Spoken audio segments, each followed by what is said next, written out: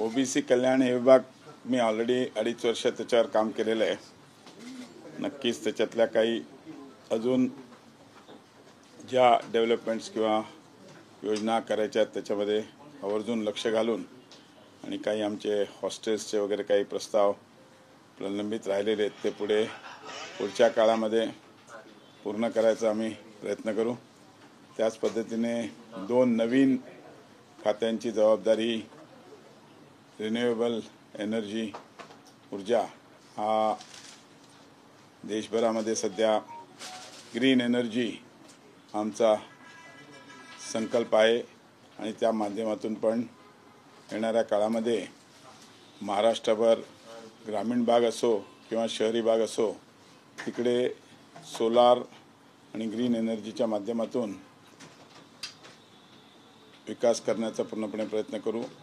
देशाचे पंतप्रधान आदरणीय नरेंद्रजी मोदी साहेब आणि राज्याचे मुख्यमंत्री देवेंद्रजी फडणवीस साहेब, उपमुख्यमंत्री एकनाथ शिंदे साहेब, अजितदादा पवार या सगळ्यांच्या मार्गदर्शनाखाली महाराष्ट्र गो ग्रीन या पद्धतीने त्यामध्ये पूर्णपणे लक्ष घालून ग्रामीण भाग असो किंवा शहरी भाग असो सोलार या विषयावर जास्तीत जास्त काम करून पुढच्या 2 ते 3 वर्षात महाराष्ट्रामध्ये एनर्जी सेविंग्स कसं करता येईल त्याच्यामध्ये या सगळ्यामध्ये आम्ही लक्ष घालून काम करू।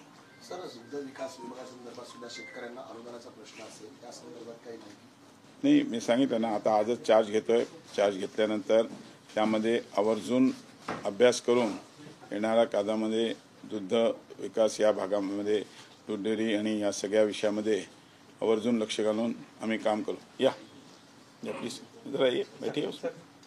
आगे चल के रिटायरमेंट के बाद एमएलए बना देंगे एमएलए। सर, 100 दिवसाचा तुमचा सर्व कारभार जो आहे त्या संदर्भात काय विशेष नाही, जे माननीय मुख्यमंत्री देवेंद्रजी फडणवीस साहेबांनी आम्हाला 100 दिवसाचा जो कार्यक्रम दिला आहे त्याच्यामध्ये आवर्जून लक्ष घालून येणारे ऑलरेडी त्याच्यातले 10 दिवस ते गेलेत, पण नक्कीच पुढच्या 90 दिवसामध्ये त्यांनी दिलेले सगळे कार्यक्रम राबविण्याचा आणि मी सांगितलं तसं दोन्ही डिपार्टमेंटमध्ये आवर्जून लक्ष घालून it will be a marathon आणि आम्ही नक्कीच काम करून या महाराष्ट्राला प्रगतीच्या पथ्यावर नेण्याकरता माननीय मुख्यमंत्र्यांच्या मागे गंभीरपणे आम्ही काम करू। दुसरीकडे ओबीसी वसती जे गुरु आहेत त्यामध्ये जात पडताळणीचे सर्टिफिकेट आता ऑनलाईन पद्धतीने करून देण्यात येणार आहे, कसं? ऑनलाईन पद्धतीने अगोदर पण चालू होतं, पण कित्येक वेळेस काय होतं की काही डॉक्युमेंट्स लोक कमी देतात त्याच्यामुळे मग ते ऑफलाईनला येतात। नाही तर ऑनलाईन पद्धती अगोदर पण होती, आताही आहे, पण त्याच्यामध्ये सिम्प्लिसिटी करण्याकरता आम्ही प्रयत्न करतो आणि जात पडताळणीचे सर्टिफिकेट मिळवणे त्याच्यामध्ये ज्या थोड्या अडचणी होत्या त्याच्यामध्ये आम्ही बरेचशा आता सिम्प्लिसिटी केलेली आहे। नक्कीच आम्हाला खात्री आहे येणाऱ्या काळामध्ये व्हेरिफिकेशन करून मुलांना ताबडतोब जात पडताळणी सर्टिफिकेट मिळतील।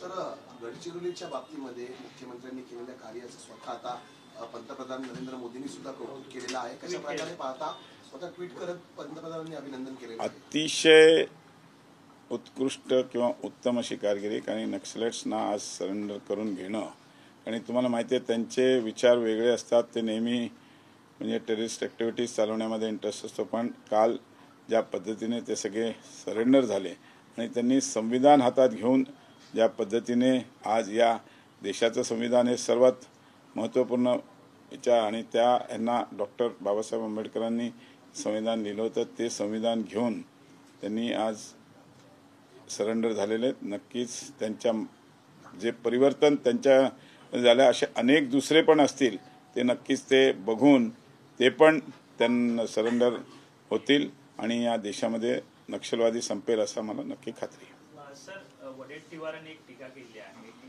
भुजबळ जे आहे तो ओबीसी नेते आहेत, परंतु त्यांना डावललं गेलं, त्यांचा फक्त वापर जो आहे तो मागच्या काळात केला गेला ओबीसी नेते म्हणून, आणि आता मात्र डावललं गेलंय, नेमकं काय तुमचं काय?